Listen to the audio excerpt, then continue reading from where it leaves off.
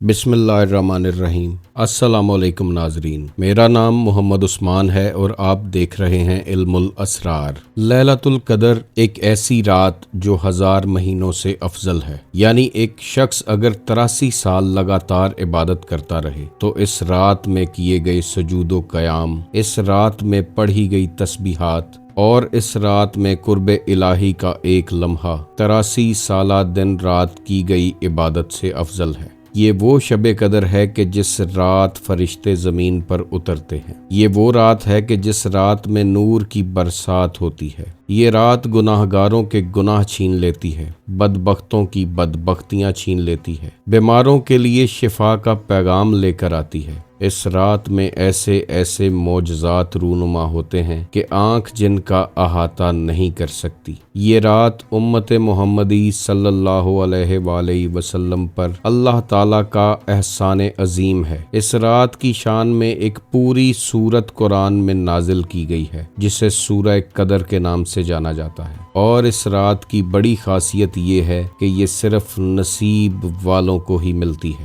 اور خوش قسمتی سے جس کو یہ رات مل جاتی ہے اس پر اس رات کی کچھ خاص نشانیاں ظاہر ہوتی ہیں، اور ان خاص نشانیوں کو دیکھنے کے بعد انسان کہہ اٹھتا ہے کہ اللہ ہی خالق حقیقی اور خالق اکبر ہے۔ ان خاص نشانیوں کو دیکھ کر انسان اللہ کو پہچان لیتا ہے اور قرب الہی کی منزلوں میں ڈوبتا چلا جاتا ہے۔ آج کی اس ویڈیو میں آپ جان لیں گے کہ اس رات کی خاص نشانیاں کیا ہیں، اس رات کی فضیلت اور احکامات کیا ہیں، اور یہ رات رمضان کے آخری عشرے میں کہاں چھپی ہے۔ ناظرین، یہ ویڈیو انتہائی انفارمیٹیو ہونے والی ہے، اسے آخر تک دیکھیے گا۔ ویڈیو پسند آئے تو لائک کیجئے گا، شیئر کیجئے گا اور کمنٹس میں اپنی رائے کا اظہار ضرور کیجئے گا۔ آپ کا ویڈیو کو لائک اور شیئر کرنا ہمارا حوصلہ بڑھاتا ہے۔ 1000 مہینوں سے بہتر اس رات کے بارے میں جاننے کے لیے ہمیں 1400 سال پیچھے چلنا ہوگا۔ اعلان نبوت سے پہلے سرکار ختمی مرتبت صلی اللہ علیہ وآلہ وسلم غار حرا میں اپنے شب و روز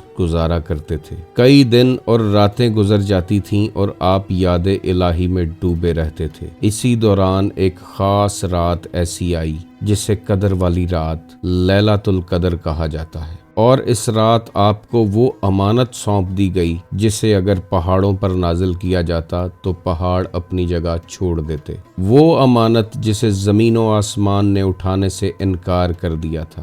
وہ امانت قرآن پاک کی صورت میں آپ پر نازل ہوئی۔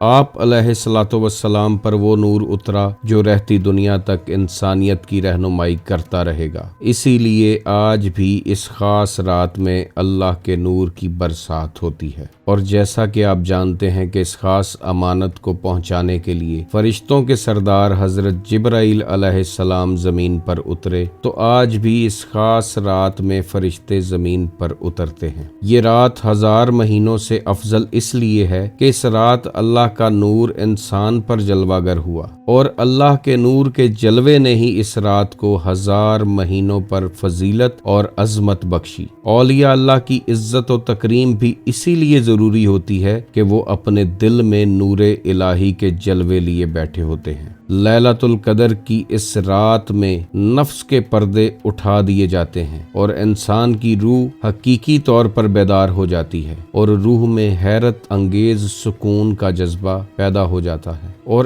اس رات کا جلوہ اس دن تک قائم رہتا ہے جب انسان کا جسم مٹی میں چلا جاتا ہے، جسمانی زندگی ختم ہو جاتی ہے اور روحانی زندگی کا شاندار سورج طلوع ہوتا ہے، اور اس جسم کو چھوڑنے کے بعد روح کو دنیا کے دن اور راتیں ایک خواب کی طرح لگتی ہیں۔ اس صورت میں مطلع الفجر کا مطلب روحانیت کا سورج طلوع ہونے کے مترادف ہے۔ ناظرین، ایک اور خاص بات اس رات کو منفرد، اعلیٰ اور عرفہ بناتی ہے کہ جو روحانی بیداری انسان نے سالوں ورد، وظائف، چلے، پڑھائیاں اور ریاضتیں کر کے حاصل کرنی ہوتی ہے، وہ رات کے ایک لمحے میں ہی عطا کر دی جاتی ہے۔ اب بات کرتے ہیں کہ آخر یہ لمحہ رمضان کی کس رات میں پوشیدہ ہے، تو اس بات کا جواب بھی سورہ قدر میں ہی موجود ہے۔ ضرورت ہے تو صرف غور و فکر کرنے کی۔ جب انسان اپنی فکر کے گھوڑے دوڑاتا ہے تو اللہ کی بے پناہ نشانیاں انسان کو آیات کے حروف میں نظر آ جاتی ہیں۔